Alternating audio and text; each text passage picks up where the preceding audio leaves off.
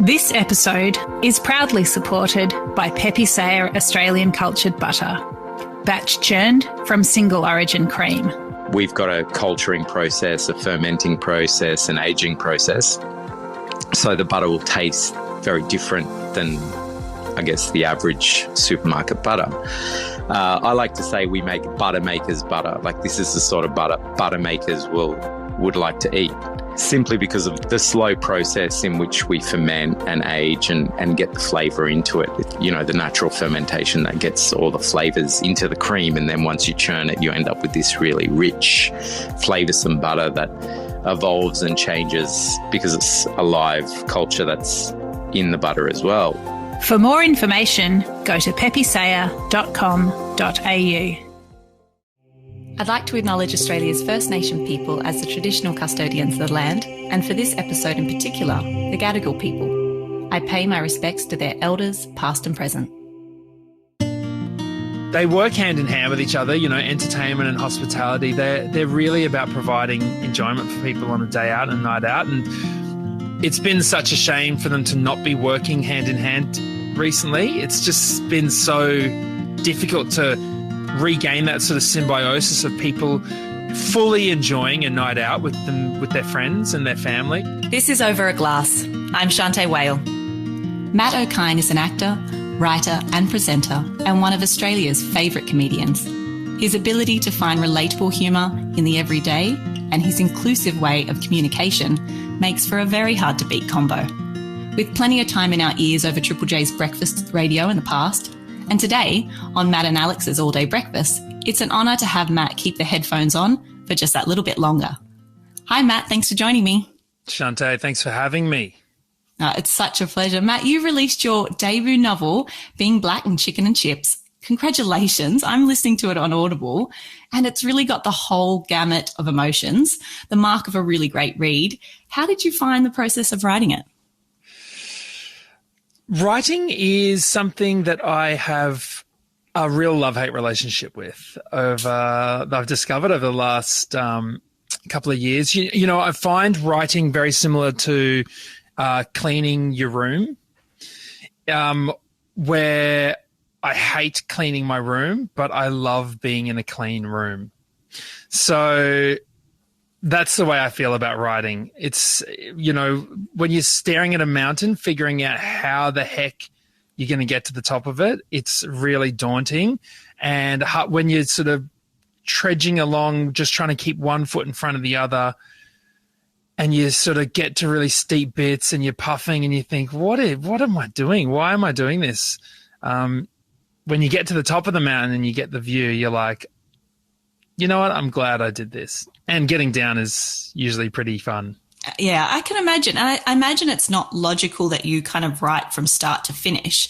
What I love about the book is there's such poignant moments that bring you back to being, I don't know, younger and a teenager where you know, something super small was huge in your life at the time, and you really bring that to the forefront.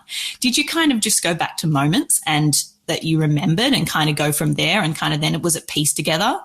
Yeah, I mean, look, so my book is about a 12-year-old boy who's trying to start high school while his mum dies of cancer. And there's some really obvious sort of anchorage points that happened to me in my life that I was able to use as a launch pad for my character Mike's. And, you know, a lot of it is grounded in reality and a lot of it is grounded in just fun and fiction.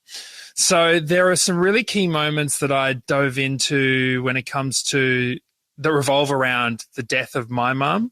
And those moments, recalling those at times are pretty sad, you know, like I got a bit sad when I had to kind of really dig deep and remember the 12-year-old kid who was sort of experiencing all that.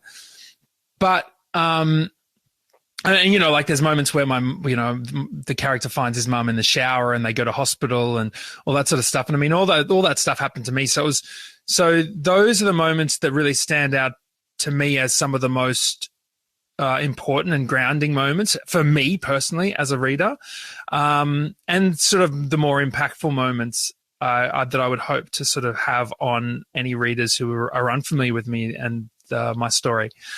But then there's also just really little things that the character is obsessed about, which are such universal themes that doesn't matter whether your parent is dying or not. You're still just a 12-year-old trying to fit in. And there are things that you want and recognition that you want that I really wanted to make sure that I still captured. And that's kind of the beauty of the character, I think, in the book, is that, you know, he's still just a 12-year-old boy. And even though this terrible thing is happening, he also, you know, his mum is sort of slowly dying around him, and he's fully aware of that. But he also just wants the internet and for girls to like him and to, you know, sit at the cool bench at school and to be a good athlete. Like, I think people forget that life keeps going, you know, even though a lot of the time tragedy can happen, life still keeps going around it. And certainly when you're 12, you just want to fit in and be like everyone else. Yeah, that's so absolutely true. And like you've said in the book a few times, looking for porn or looking for whatever it may be. Yeah, exactly, right? Like, this was back in the day where porn was like you literally had to, it wasn't just like searching on the internet. You had to literally search for it in like bushes and weird places that you'd stumble across it and be like, oh my God, what is this? Nudity? This is so full on. So yeah, I wanted to still capture the nostalgia of that. Very much so. I think you did. I was born in 84, so similar timing. And there's so many things that you bring up in the book that I can really relate to. And I think that, like I said, the mark of a great read is when you're listening on the train and you like snort, you know, whatever drink, coffee out of your nose into your mask because you literally didn't see something coming. Or at other times I've definitely had a couple of tears and tried to, like, you know, be really subtle on the train going like, oh my God, I can't believe I'm crying. So it's a fantastic read and really well done. And I'm so glad that you popped it on Audible and we can hear your voice, because that really changes how it comes across as well. Yeah, look, that was a fun experience. It's so tiring having to record a book. I thought I'd be able to do it really easily, but you know, by the end of the day, you're sort of stumbling over sentences and you're going like, Christ, who wrote this? Why would you say it like that? This is such a tongue twister, you know? So there were lots of moments like that. I remember being all fancy, like, oh, I wanted to look good on my first day of recording it. And I turn up to the studio and I start recording this, the first chapter, and almost immediately, like, I wanted to feel good about myself. So I was wearing like a nice jacket. Almost immediately, the audio engineer just stops me and goes, sorry, you need to take that jacket off, because every time you move, it goes. So like the whole first, like, it's like a shiny kind of rain jacket. So every time I was talking, I was trying to like put my body into it and everything, and all people were hearing was like of me, like just rustling up this shiny jacket. So yeah, suddenly I was stripped down to the old T-shirt and jeans, and I was much more comfortable at least. So yeah, it was a fun experience. No confidence whatsoever, but yeah, exactly. It looked terrible, but that's the beauty of audio. It's something that my radio days taught me very well. Very true. Can I ask, if it's okay, how you found your way into the kind of career of comedy, and where did it all start for you? So it was Raw Comedy, which is a comedy competition run by Melbourne Comedy Festival, and at that time was sponsored by Triple J. And I entered because I was studying a Bachelor of Fine Arts in acting, and I was fresh out of high school, and I really just wanted to get a head start on one of the modules within the within the acting course, which was a stand-up comedy, section, 6 weeks of doing it, a 6-week course really, within the bigger degree that I was doing. And so I went and signed up, and I was very nervous. I didn't want to tell anyone. And we were at my friend Arthur's place in the afternoon, and I kind of admitted to everyone that I was due to do a comedy show that night.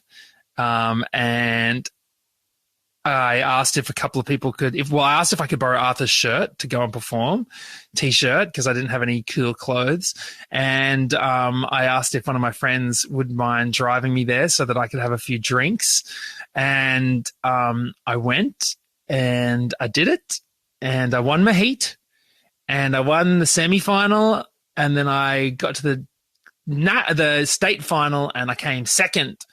but I got accepted to go to the national final in Melbourne Town Hall in front of 1,500 people, and that was my fourth ever gig at that stage, because I did one warm-up gig in between that, in between the state final and then the national final. So it was my fourth ever gig, and I bombed so hard. I was terrible. Oh my gosh. I was up against people who'd been doing it for like years, you know, and that really sort of threw my confidence for a little while, and I went back to just keep doing the local club circuit in Brisbane and sort of refound my feet, and then just kept going. And then after I finished my acting degree, I moved down to Sydney and sort of started to make a meal out of it. Wow. I mean, when you start and going into those heats, and how do you work out what your kind of routine's going to be? I mean, is this something that you kind of had tried out in general, as in when you're just with your mates and you're having a chat and you find what gets laughs? How do you put a kind of a set together when it's your first time doing it? So you follow the rules that I have followed my entire life when it comes to creating anything. And most people sort of ask, like, where do you get your jokes from, or how do you know what to say, and all this sort of stuff.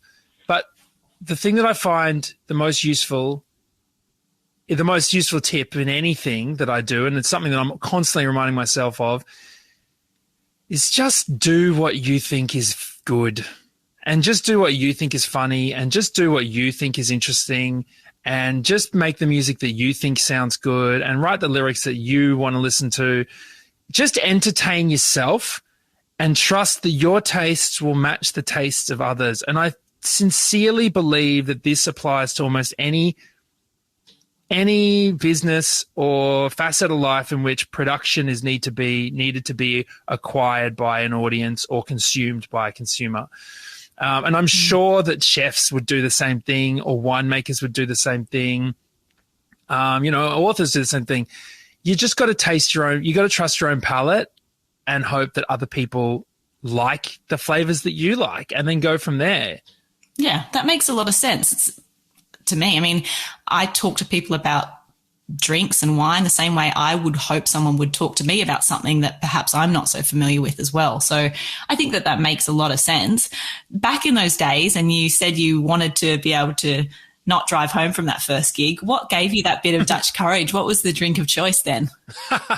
This is back in the day where you would pay $13 for a jug of 4X bitter at the Paddo Tavern. I remember very clearly.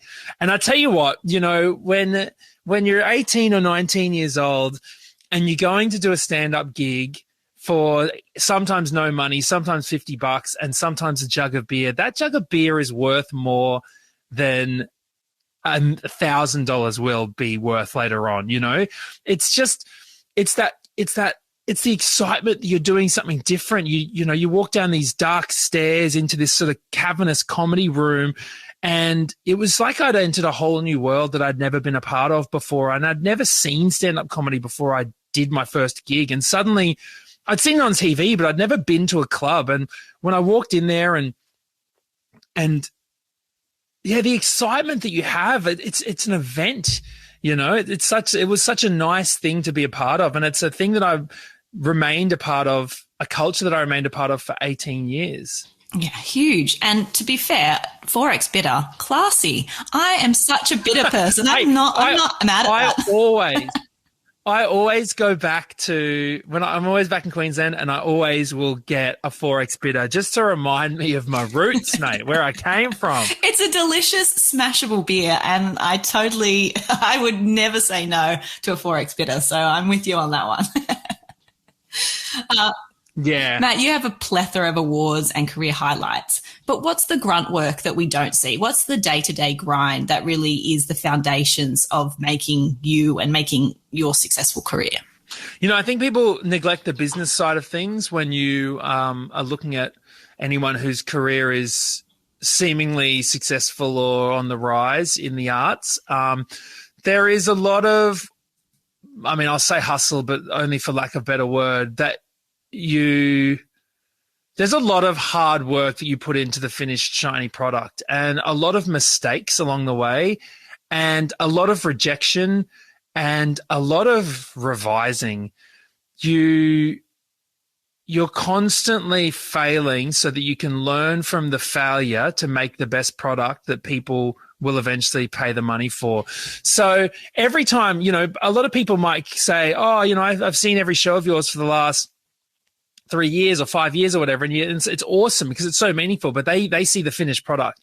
They more often than not don't see you bombing on a Tuesday night in front of 6 people because you're just trying to figure out 5 minutes worth of material, or they don't see you, up at midnight finishing off the final chapters of a draft of your book that is actually going to end up getting burnt anyway because you need to start again because it's not connecting with, you're not connecting with the characters the way you wanted to.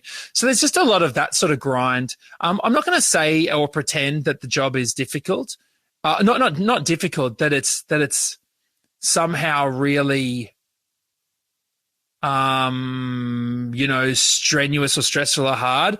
It's just, it's a sort of pain that you put yourself through because you like the final product. So it's not for everyone. And if anyone thinks it's easy, then they're probably going to be disappointed and probably quit. You got to really love it. So you've got to love the failures. You've got to actually love bombing in front of 6 people on a Tuesday night, and because that's the sort of growth. So yeah, if you're sort of fragile ego and you don't like getting told no, and you don't like people going, no, this isn't good enough, this is bad, or you need to work harder, you need to be funnier, then it's not for you. But if that sort of stuff doesn't scare you, then it becomes quite rewarding and exciting in a way. Yeah, I can imagine, especially with the fact that a lot of what you're doing is putting a lot of yourself into it, whether you're drawing from life, whether it be in stand-up or your book or your show, you're adding a lot of yourself. So those rejections and those times where, like you said, you feel like you're bombing, it must be hard not to take a little bit of it personally as well. And so I can imagine that it is just being hard on yourself, and a lot of the path to being successful is just, agonizing over the actions you're making and the stories you're telling. So anyone that's as successful as you are, I know would have worked their absolute arse off for it. So, but tell me a little bit about being on tour, because you have visited so many places, so many small towns. What do you do when you go out to do a gig, say in a small town? Do you just go to the local pub for dinner at some point, or do you just stay in your room? Or, is there any small towns that have really surprised you around Australia? Heaps of small towns have surprised me for their food and wine culture. Launceston is somewhere that I've really loved, and Hobart I've really loved to go for food and bev. Mostly when I go to a town, I'll often find out where the local microbreweries are, and I'll try to drop in and taste a bunch of samples of that are on tap, and usually do some writing while I'm there. I have just the most amazing memory of a day in New York that I had once when I Googled, best croissant in New York. And there was a place in Brooklyn, and I remember walking across the Brooklyn Bridge to go and find this particular croissant. And then they were doing this special where you could get 3 courses for $25 at a whole bunch of different restaurants that were participating in this sort of food festival that they were running. So after I got my croissant, I ran back I caught the subway back from Brooklyn into town and went and got a 3-course meal by myself at a restaurant. And then I finished it off with some drinks at a bar. And I love doing the eating and drinking thing by myself. I love in London, it's such an incredible vibe in Soho and a place like that where, and I have to say that Australia doesn't cater to this as much yet, and certainly regional towns don't, but the solo dining experience is kind of underutilized there. And so, I love going to places where, say, even in Australia, I went to West End in Brisbane. There was a great little izakaya where where they were doing skewers and stuff like that, where you're sitting at a small bar and you can just really contently sit by yourself and enjoy it. So those are the experiences that I really like when I'm out and about. And yeah, a big, Melbourne is somewhere where I'll almost always go and hit up dumplings in Chinatown. And and I'll also always get a South Melbourne market dim sim while I'm there. And what else? Adelaide, I was there recently, and they've got some great microbreweries around town. Brisbane have got the microbreweries and some really nice places in the valley to sit down and eat. So yeah, my first stop is always brewery, and then from there decide of where I'm going to get a good meal from. Yeah, I love that because, you know, food and drink is so ingrained in culture. So by kind of seeking out kind of what people are eating and drinking, you really get to know kind of the little area that you're in. And then, and like you said, when you're dining solo, how great is it to just take it all in? I've always said that as well, that when you're just eating and drinking on your own, you're paying attention to so much more that's happening rather than trying to carry a conversation. And the experience of everything, tactile, everything is so like just turned up that little bit more when you're solo. And I agree, in Australia, we just don't do it as enough, or it's a bit weird and people feel sorry for you. And it's so strange because, yeah, overseas you can sit at the wood and have a drink and the bartender will chat to you and or leave you alone. So I totally agree. I love dining solo. Yeah, and I think you want those places where, you know, a lot of places, the way that we set out restaurants here is for 2 people or 4 people dining. And so you get placed if you're by yourself at a small table with multiple chairs, and you don't want to necessarily be reminded that you're by yourself when you're in that position. Whereas if you've got really nice bar seating or window bench seating where you can look out and just stare at the world, I love that. I love people watching in those moments. So yeah, I would encourage places. I mean, it's hard enough setting up a restaurant, let alone one to cater specifically for solo diners. But you know, think about your solo diners when you are setting up those places. Yeah, I totally agree with you. It is kind of an untouched resource a little bit. But we very, very briefly met at Pinot Palooza, one of the amazing events that Rebel puts on. Can I assume that you like Pinot Noir, or were you dragged along to the event by someone else? I was dragged along by my partner. Pinot Noir is not my favorite wine of choice.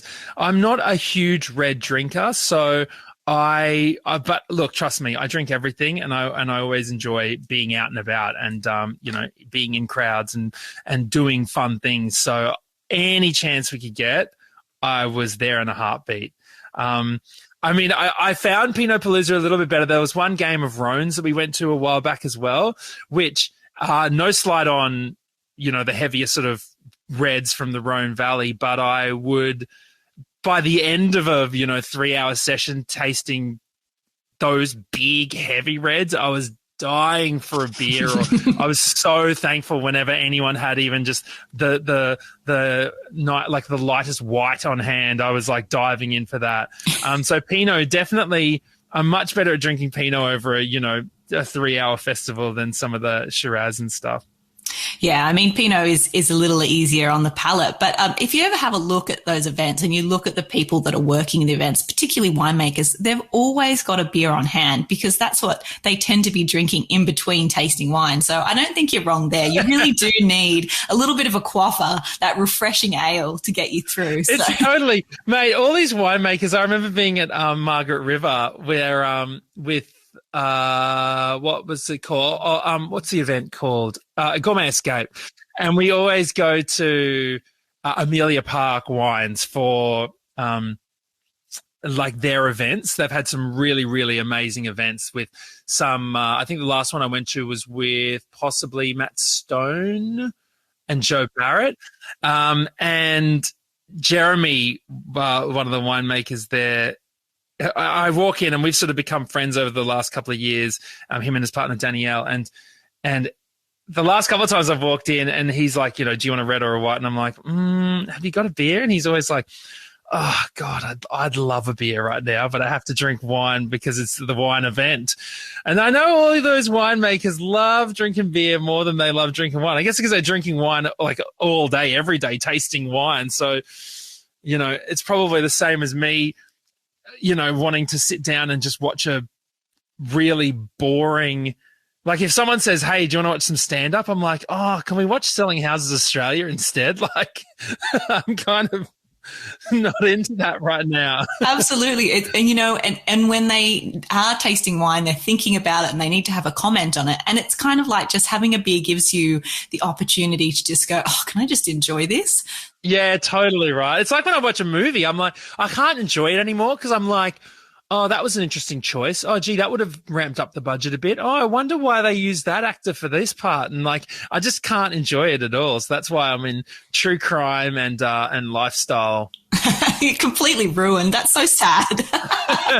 So what's in your booze pantry at home? What are the staples of the Okine house? So I've got a lot of Cooper's Mild Ale is my sort of stock standard fridge beer of choice.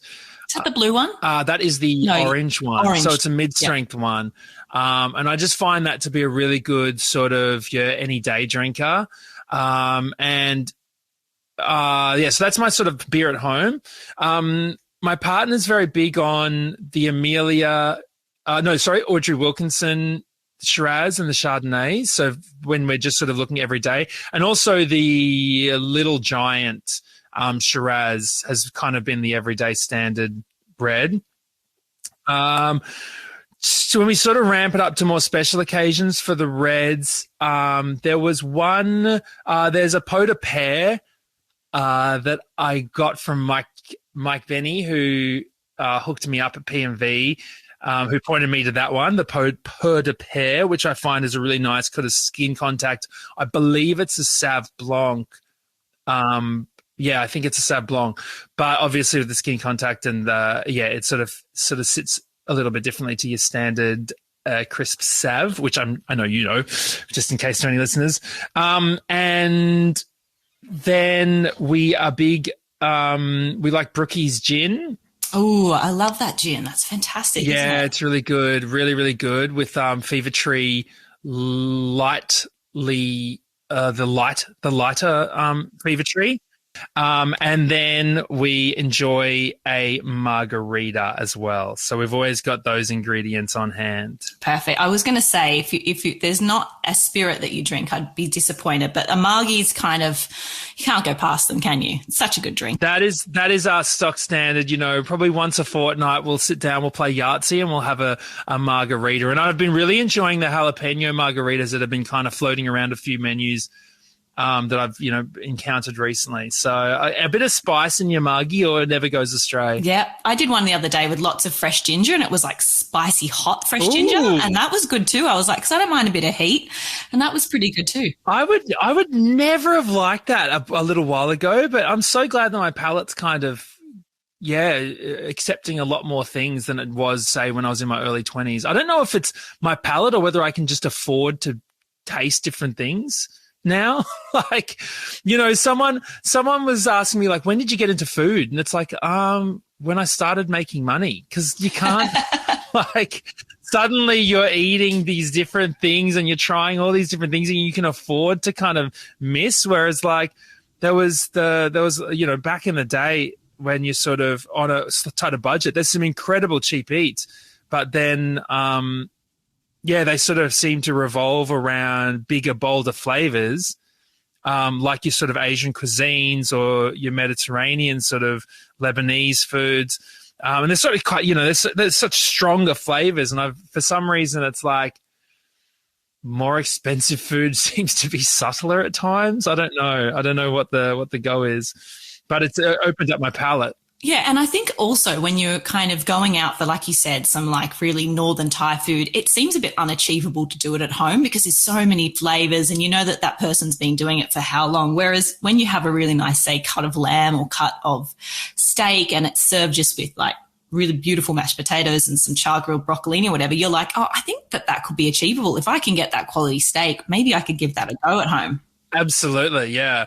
Cooking at home has definitely opened up when you can. I mean, it's a shame. Look, I'm not saying that food is classist, but there is elements of there is definitely a correlation with money and food that I don't know whether is talked about enough, really. Yeah, I know what you mean. And even like you said, even buying those ingredients to take home or being more mindful of what you can. If you're feeding a family of 10 and, you can get Coles meat, why you think, oh, well, and it's on special particularly, I can see that why people perhaps wouldn't go to the butcher and ask how much, 17 sausages is going to be, because you actually do have to have a conversation with the butcher about that. It's not just on the plate saying, on a styrofoam board saying, this is how much it's going to be, right? Well, that's it. Like, I mean, I love the sausages from my butcher, but they're really good. I absolutely love them. But there were also $12 for 3 of them. And it's like, I'm glad that I can afford to do that. But I couldn't have done that when I was, a dirt poor comedian back in, 10 years ago.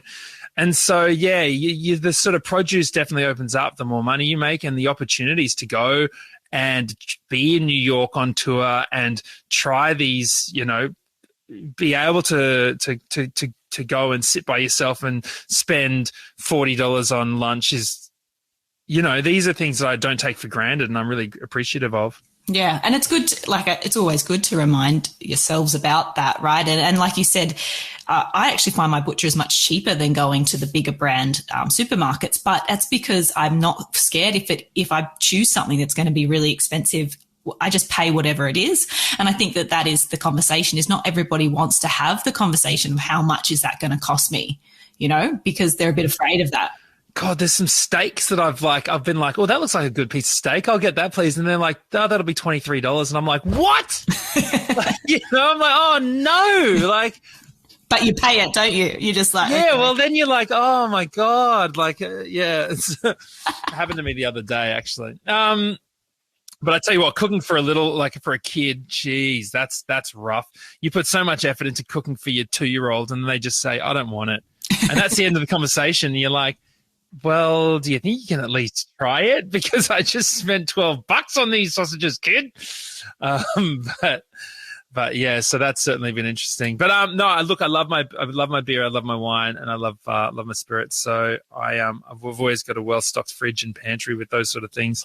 It sounds like you're drinking well at the house. Everyone has that one drink that's kind of sent them over the edge and they can't stand to be around now. Do you have that one drink that you just will never touch again?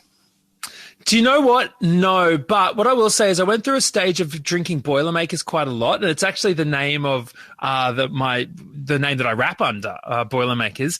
Of course, you can get the latest Boilermakers EP on Spotify or wherever you get your music. But a Boilermaker being a shot of whiskey, I usually have a single ice cube and then a beer chaser. So, or you sip the whiskey, you don't sort of just shot it. But I found that when I get on a roll with those, it's always bad news. And I need to and I always wake up with a pretty rotten headache in the morning. So, I've had to cut back on any sort of whiskey drink because it doesn't compute with my body anymore. Although every now and then I will still sort of say, have a nice Lefroy, something peaty. Yeah, I like my peat.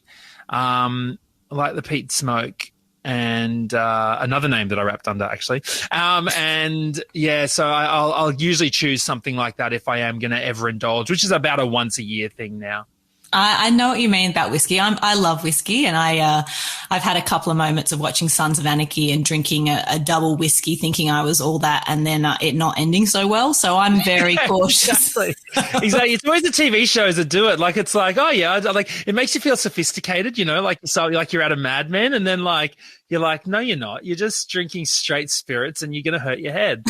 So, totally. Yeah. That's been although I've been enjoying the occasional whiskey sour recently, which are usually a bourbon whiskey base, and I've quite enjoyed those. Yeah, it's if you're a margie drinker, you don't mind a sour, eh? It's that kind of juicy, sour, acidic element that just keeps you wanting to go back for that other sip. But as gigs are hopefully firing up again in 2022, what are we going to see happen for you? What are you looking forward to in 2022?